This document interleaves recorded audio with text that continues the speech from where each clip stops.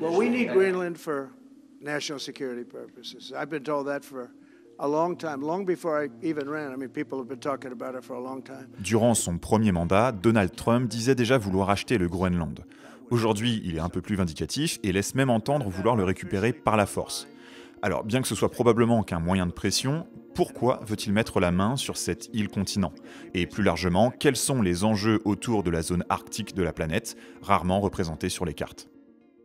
Alors, puisqu'elle est rarement représentée sur les cartes, on va déjà prendre une minute pour bien se mettre en tête cette zone. Donc déjà, on laisse de côté toutes sortes de planisphères et on va utiliser un globe en 3D pour être sûr de bien se représenter la zone. Le pôle Nord, c'est là, et la zone arctique est la zone entourant le pôle. Alors généralement, on retient comme limite le cercle polaire arctique, mais en réalité, le hasard de la géographie de la région est assez explicite. Vous le voyez, l'océan Arctique est bien visible, et on ajoute dans cette zone les terres qui l'environnent. L'Arctique est bordé par les États-Unis via l'Alaska, le Canada, le Danemark via le Groenland, la Norvège et la Russie. Vous voyez aussi les zones économiques exclusives des pays concernés, et à noter que chaque pays a des revendications qui vont au-delà des zones économiques exclusives existantes, comme vous pouvez le voir sur la carte. Et pour vous donner une idée des distances, du détroit de Bering à la Norvège en passant par le pôle Nord, il y a 5500 km, c'est l'équivalent de Paris-Kaboul, et environ 4000 entre le Canada et la Russie, c'est l'équivalent de Paris-Dakar. Donc, c'est grand. Ensuite, environ 4 millions de personnes vivent dans la zone arctique, un melting pot de populations indigènes et exogènes. Le Groenland est probablement l'entité dont l'identité est la plus arctique, dans le sens où 90% de sa population est ethniquement inuite, parle le groenlandais, une langue esquimau-aléoute, et le Groenland a un statut de pays constitutif du Royaume du Danemark. En d'autres termes, il en est largement autonome, et les 2/3 de la population, ainsi que les 2 partis politiques principaux de l'île, sont pour l'indépendance totale du Groenland. Alors, la zone arctique attise les convoitises des grandes puissances pour des raisons à la fois économiques et stratégiques. Vous voyez ici la couverture de la banquise à son minimum en 2024, au mois de septembre, versus la médiane des mois de septembre entre 1981 et 2010. On le voit, et c'est bien connu, cette couverture est de moins en moins étendue, et cette évolution du climat a plusieurs conséquences. La possibilité pour les navires d'emprunter de nouvelles voies maritimes en Arctique et aussi de faciliter l'exploitation des ressources naturelles. Ce sont 2 éléments souvent évoqués, mais ici on va essayer de creuser un peu plus pour comprendre quels sont leurs réels impacts. Alors on va déjà prendre les nouvelles routes maritimes. Il y en a 2, la voie du nord-est et celle du nord-ouest. Vous le voyez, la première longe les côtes russes entre l'Europe du Nord et le détroit de Bering, et la seconde se ferait un passage le long des côtes canadiennes et surtout entre ces nombreuses îles, entre le détroit de Bering et l'Amérique du Nord. Il est estimé qu'un voyage, par exemple entre les ports de Shanghai en Chine et Rotterdam aux Pays-Bas, qui nécessite 48 jours via les détroits de Malacca et Suez, n'en nécessiterait que 35 en passant par la route du Nord-Est. Un gain non négligeable donc. Pour autant, il ne faut pas ignorer les difficultés qu'impose de passer par l'Arctique. Son contexte climatique impose de devoir faire avec le risque de percuter des glaces dérivantes. Le réchauffement engendre aussi davantage de brouillard, de vents violents, et si en été les marins pourront bénéficier des jours polaires, si la navigation devient un terme possible en hiver, ils devront en revanche gérer la nuit polaire, donc avec très peu d'heures de jour dans une journée, voire pas du tout. La navigation en Arctique est donc très risquée, et d'ailleurs, elle l'est davantage sur la route du Nord-Ouest, près de l'Amérique du Nord, qui est moins directe. Les passages par l'Arctique nécessitent aussi des infrastructures d'accueil ou même de secours pour les navires. Vous voyez sur la carte les ports situés dans la zone arctique. Alors on voit qu'il y en a davantage sur la côte américaine, mais en fait ce sont de petits ports. En réalité, la côte américaine n'a pas encore les infrastructures nécessaires à ce type d'activité. La Russie en revanche est mieux équipée et elle dispose aussi de davantage de navires brise-glace, une quarantaine, dont surtout des brise-glaces à propulsion nucléaire qu'elle est la seule à posséder. Ils permettent de créer des routes maritimes à travers la glace et à terme d'assurer de la navigabilité dans le passage 9 mois sur 12. Et en parlant de navires brise-glace, c'est le moment de vous parler une minute du sponsor de cette vidéo, World of Warships. World of Warships, c'est un jeu de tactique et de stratégie dans lequel vous affrontez en équipe les flottes de vos adversaires. Alors pas besoin de grands réflexes ou d'avoir une façon de jouer nerveuse, ce qu'il faut c'est réfléchir et anticiper les mouvements de l'ennemi, une partie d'échecs sur l'eau. En gros, durant une partie, vous jouez un navire et le but évidemment, en coordination avec vos alliés, c'est de couler les navires de la partie adverse. Vous pouvez aussi améliorer vos navires pour les rendre plus performants et surtout posséder plusieurs navires puisque le but c'est aussi de pouvoir jouer avec plein de navires différents. Et d'ailleurs, au-delà de l'aspect tactique et jeux vidéo, ce jeu, c'est aussi un vrai musée virtuel. Les développeurs ont recréé 750 navires en se basant sur des plans et documents historiques pour se rapprocher au maximum de la réalité. Il y a 5 classes de navires, incluant aussi des sous-marins et des porte-avions, donc tout ne se passera pas seulement sur l'eau, vous allez devoir réfléchir en 3 dimensions. C'est vraiment un point important dans l'univers du jeu, vous allez y trouver une communauté de passionnés d'histoire maritime et plus simplement d'histoire en général. Et comme il est réaliste, vous allez pouvoir aussi engranger vous-même des connaissances sur les différents types de navires, leur conception, l'armement embarqué, etc. World of Warship, c'est un jeu auquel vous pouvez jouer gratuitement, mais avec le code Impact Force conçu pour les nouveaux joueurs, vous allez bénéficier de différents bonus qui vont améliorer votre début d'expérience dans le jeu. C'est par exemple 20 jours d'accès au mode premium sur votre compte, un navire japonais en plus et d'autres choses que je vous laisse aller découvrir par vous-même en cliquant sur le lien en description. Je le répète, le jeu est gratuit, donc n'hésitez pas à le tester, c'est vraiment le meilleur soutien que vous pouvez apporter à la chaîne. Et maintenant on reprend avec la vidéo. Alors pour autant, vous l'aurez compris, il ne faut pas croire que les voies arctiques vont complètement révolutionner le commerce maritime. Malgré le réchauffement du climat dans cette région, elle reste hostile et de lourds investissements doivent encore être faits pour rendre son utilisation intéressante sur le plan économique. Il faut tout simplement faire une balance entre le gain en termes de temps et de carburant utilisé et le prix des infrastructures et services qu'imposent de mettre en place les spécificités de la région. Il est estimé que dans le meilleur des cas, 20% du trafic Europe-Asie pourrait emprunter l'Arctique en 2050. Alors c'est beaucoup, c'est vrai, mais c'est dans le meilleur des cas, et aujourd'hui surtout, on est loin du compte. En 2023, 34 millions de tonnes de cargo sont passées par la route du Nord-Est, contre plus d'1 milliard par la voie normale via Malacca. Ensuite, il y a le sujet des ressources naturelles présentes dans la région. Alors ici, on va parler des réserves en hydrocarbures et des réserves minières. Vous voyez ici les zones représentant un potentiel en termes d'exploitation de pétrole et de gaz et les revendications des différents pays sur la zone polaire. Alors ce qu'on peut voir, c'est que les zones à fort potentiel se trouvent déjà dans les ZEE définies, et que les zones qui sont revendiquées par les pays riverains ne contiennent en revanche que des zones à potentiel moyen ou faible. Et surtout, une bonne partie se trouve aujourd'hui dans des zones où la calotte glaciaire est permanente, donc ce sont des ressources difficilement exploitables. Ensuite, il y a essentiellement la question des ressources minérales, et en particulier concernant les terres rares.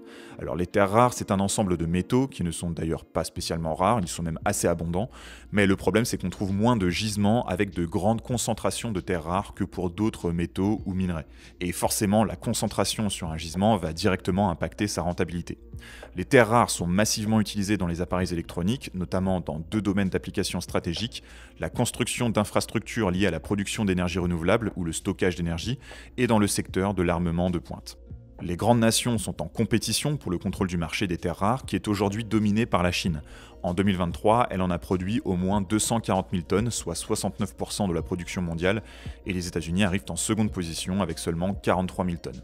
Il y a donc clairement une domination chinoise, et la Chine souhaite bien sûr maintenir cette domination, tandis que les autres grandes puissances souhaitent l'atténuer.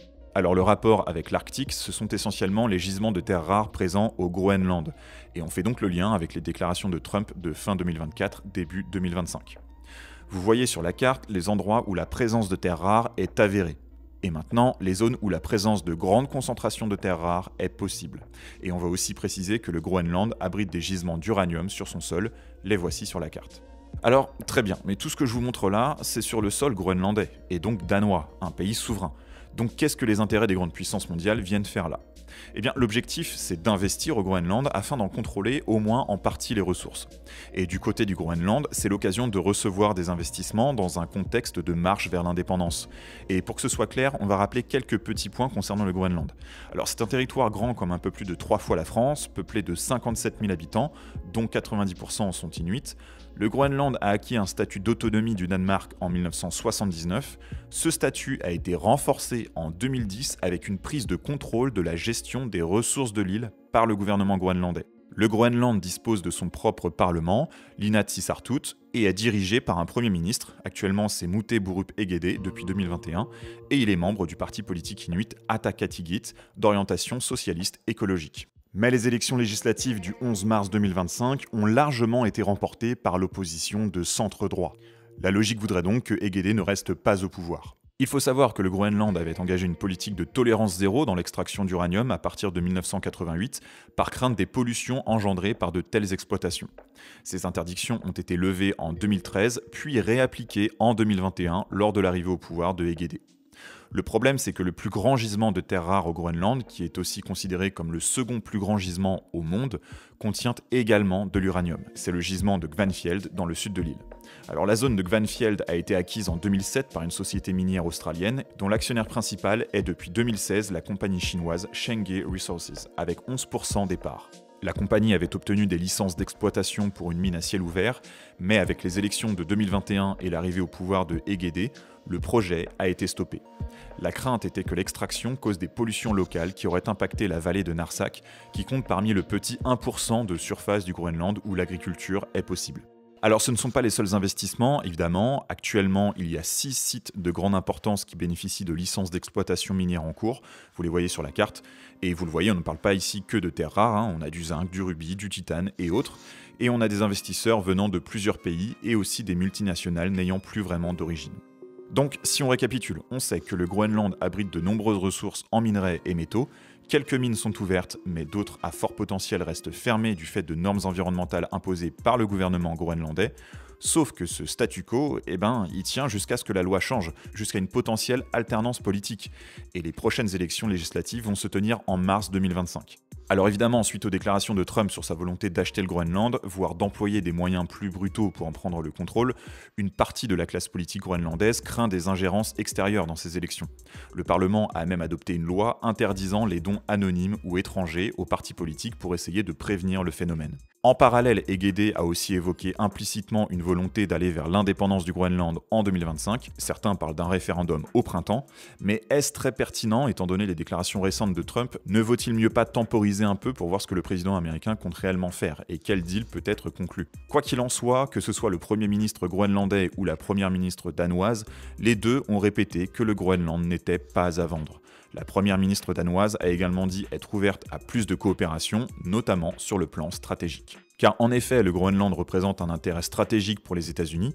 Ils y ont déjà une base militaire dans sa partie nord-ouest, la base de Thule, ou Pituffik, depuis 1943. Et elle est clé pour ce qui est des ravitaillements dans la zone, ainsi que sa surveillance. Et il en existe d'autres sur leur propre territoire, évidemment, donc en Alaska, mais aussi chez leurs partenaires otaniens. Le grand adversaire régional, c'est la Russie, qui dispose également de bases tout le long de sa côte, et notamment l'importante base de Mourmansk, près des frontières finlandaises et norvégiennes. Alors on l'a dit plus tôt, la Russie dispose de navires brise-glace dont certains sont armés. C'est un avantage dans cette zone et c'est pour ça que les autres pays arctiques se lancent dans la construction de brise-glace également. Par ailleurs, les États-Unis ont mis en place des exercices militaires propres à la zone arctique, les exercices ICEX, qui ont lieu tous les 2 ans dans la mer de Beaufort, au large de l'Alaska, durant lesquels ils entraînent notamment leurs sous-marins à naviguer sous la glace. On peut noter également les exercices Océan 24 entre la Russie et la Chine, dont une partie s'est déroulée dans l'Arctique en 2024. Il y a donc des démonstrations de force des deux côtés. La Chine aussi construit des brise-glaces, et dans son livre blanc de 2018, elle se définit comme un État quasi-arctique. Alors ça veut pas dire grand chose, mais en somme, elle essaye de se positionner dans la région et de défendre aussi ses intérêts. Elle tente d'investir au Groenland. En 2016, une compagnie hongkongaise avait notamment tenté d'acquérir une base navale danoise décommissionnée à Grøndal, dans le but de développer des activités minières. En 2018, une compagnie chinoise publique s'est aussi positionnée pour participer à l'extension et la modernisation d'aéroports groenlandais à Nuuk, Ilulissat et Qaqortoq, et il y a eu le projet de mine de Gvanfjeld dont on a déjà parlé. Et tous ces projets ont été bloqués par les gouvernements groenlandais ou danois, parfois sur pression américaine. Alors sur ces tentatives d'investissement chinois au Groenland, il faut noter que c'est parfois aussi parce que le Groenland était demandeur. Il ne faut pas oublier que l'île veut à terme aller vers l'indépendance, donc il faut qu'elle trouve des partenaires économiques qui veulent investir. Et la Chine répond présent. Et c'est aussi un moyen pour le Groenland de mettre la pression sur les Occidentaux, de dire « Regardez, si vous n'investissez pas chez nous, la Chine va le faire », et ainsi dynamiser les investissements occidentaux. Le problème, c'est que quand vous avez un Trump en face qui change les règles du jeu en disant « on va pas juste investir, on va vous acheter », eh bien ça surprend. Et du côté européen, en 2020, l'Alliance européenne pour les matières premières a été créée. C'est un plan d'action de la Commission européenne pour réduire la dépendance européenne à certaines matières premières, et ce plan inclut un partenariat avec le Groenland. Mais si on revient du côté de la Chine, ce qu'on note, c'est qu'en fait, elle a surtout investi en Sibérie russe. Entre 2013 et 2023, elle y a investi 90 milliards de dollars dans le secteur de l'extraction de ressources. Donc ça, plus la nouvelle voie du Nord-Est qui commence à s'ouvrir, elle veut se positionner aussi militairement pour protéger ses intérêts. Donc si on doit résumer cette vidéo, on peut dire que 2 événements viennent modifier la donne dans la zone arctique, la fonte des glaces qui va permettre la navigation commerciale et des ressources stratégiques en métaux, essentiellement au Groenland, ressources que les grandes puissances veulent avoir comme atout dans leur manche. Le Groenland est donc ou courtisé ou sera mis sous pression, et la question de son indépendance ne sera pas sans conséquence sur les relations qu'il pourra entretenir avec ces puissances. Et ces puissances accroissent leur présence militaire pour protéger ou montrer qu'elles seraient en mesure de protéger leurs intérêts dans la région, le militaire étant un volet indissociable de la puissance. Voilà, c'est tout pour aujourd'hui. Merci d'avoir regardé cette vidéo jusqu'au bout. Si elle vous a intéressé, n'hésitez pas à le montrer en mettant un pouce en l'air, un commentaire. Ça va m'aider à booster la vidéo sur YouTube. N'hésitez pas non plus à vous abonner. On se rapproche doucement des 400 000 membres dans la communauté. Et si vous voulez soutenir la chaîne, n'oubliez pas, vous pouvez télécharger le jeu World of Warships. Vous trouverez tous les liens en description de la vidéo. Et si vous voulez soutenir la chaîne financièrement, il y a toujours les liens Tipeee en description également. Et encore merci à tous les tipeurs. Et moi, je vous dis à la prochaine pour une nouvelle vidéo. Salut!